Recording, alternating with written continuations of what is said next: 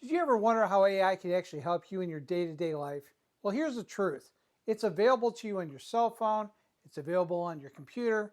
It's available to you for free. All you need to do is explore, learn how to use it, and it's relatively very simple. It's just like communicating to a friend. So stay tuned, and I'm going to show you how it's done, how to get started, and how to benefit from utilizing AI.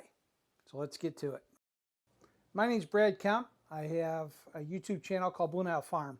And in the last year, I've been utilizing AI for so many different things. And I'll tell you, it's really opened up my eyes and made my life so much more simple. And because it's done so well, I wanted to kind of show a lot of people out there, regardless of your age, how AI can benefit you day to day. You know, as we get older, life isn't getting simpler, it's getting more confusing. And I'll tell you what, I wish I would have had access to AI 40 years ago. My life would be a lot different. So let's get to it. I'm going to show you how you can get started. So next I'm going to show you the two most common forms of AI. One is ChatGPT, which is really common. A lot of people utilize it for their cell phone. Or I'm going to show you Google Gemini, which is something that you can always access quickly on your computer. And Google is probably one of the most common search engines, so it's really accessible to you free of cost. So let me show you how you access both of them. So what I want to show you is when you get your Google up, where you're going just to use your search engine, if you look over here where you have your search bar, right here in the center, if you go over here to the far right, right here, it says AI mode. If you click on that, voila, you have now just opened up AI, and now you have the ability to ask it whatever questions that you would like to ask it. And we will get to that in a minute. But that is the easiest way to access AI, and it's available to you for free, and it's called Google Gemini. I want to quickly show you how you can get ChatGPT on your phone. Now this is ChatGPT icon right here, and let's assume that this notebook is my phone. Go to the App Store, click on the app. These are actually something I searched for, which was ChatGPT, under the search of my app, and it popped up these icons. And here's the icon again of ChatGPT. All you have to do is click on open it. It will download for free. It won't cost you anything to get started, and it's a great way to get an understanding of how to get and use an AI. Now there's other AIs in here, but we're going to stick with ChatGPT for now. So click open, and if once it downloads, it'll pop up similar to this. And what you have here is a sample that ChatGPT itself started, and on the bottom here it says Ask ChatGPT. This is just like the Google Gemini, is how you start to communicate with it. So all you have to do is click into the space bar and then start typing, and it will fill in, and then you can have a communication with your AI. And that's something we're going to talk about next, is how to get started with that.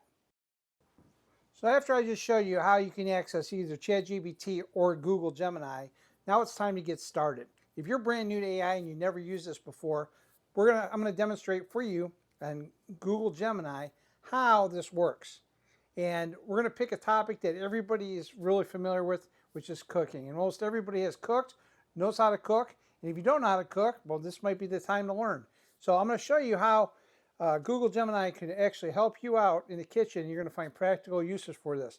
Now you can ask this thing any questions you want in general, but because this is brand new to you, I want to show you about using questions regarding making food, because it's something that applies to everybody, and I want to show you how useful it is for you. So let's get to it. So our first question is going to be, we're going to type in a prompt. I want a recipe using chicken and potatoes. That's my question.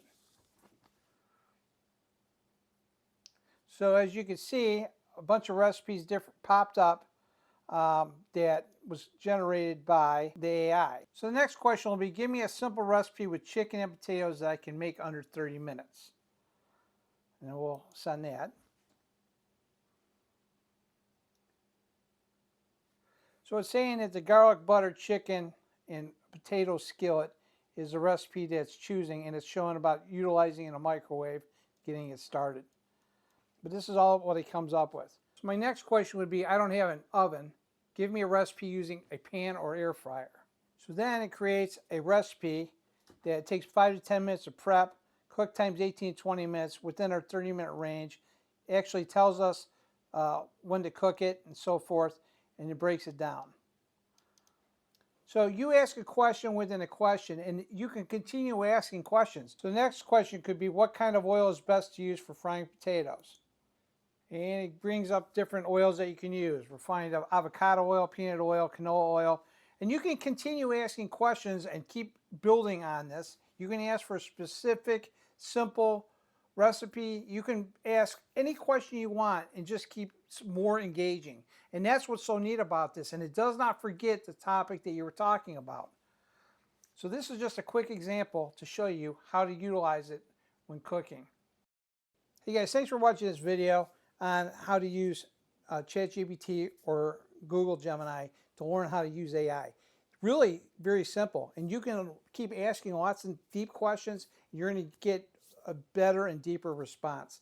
And that's what's so neat about it. It remembers the conversation just like if you're talking to somebody else across the way, whether it's your friend, a consultant, or talking to a chef. I mean, start with recipes because I think that's a great way to start and get your confidence up to learn to ask questions and build from there. Now you can ask it anything else on different topics, but what I'm suggesting is try recipes first, see the results, see how it benefits you, and I think you'll be really happy, and it's a great way to get started.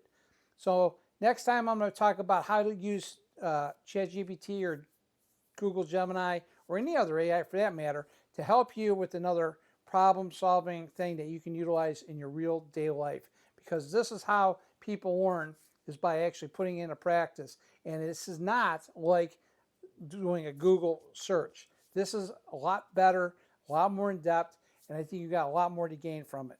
So with that said, thanks for watching, guys, and I'll talk to you later.